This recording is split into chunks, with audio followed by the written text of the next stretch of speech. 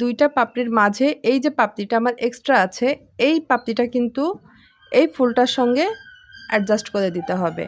তাহলে এখানে আমরা প্রথমে 3টি চেন নিব, তারপরে এটার এই প্রথমে না, এই দ্বিতীয় এই ঘরটাতে, মানে এখানে এই রাউন্ড শেপটা যেন থাকে, এই দ্বিতীয় লাইনটাতে আমি অ্যাটাচ করলাম। দেন 1 2 3 ঘুরিয়ে নিব। তারপর আমি এখানে ঘরটা শুরু করব।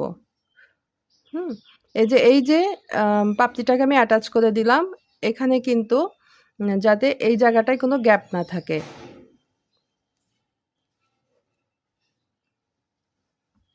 তারপরে এখানে দুটো লাইন স্কিপ হবে, 1 2, এই 3 নম্বর লাইনে এসে আমি এখানে নতুন করে পাপড়ির কাজটা শুরু করব।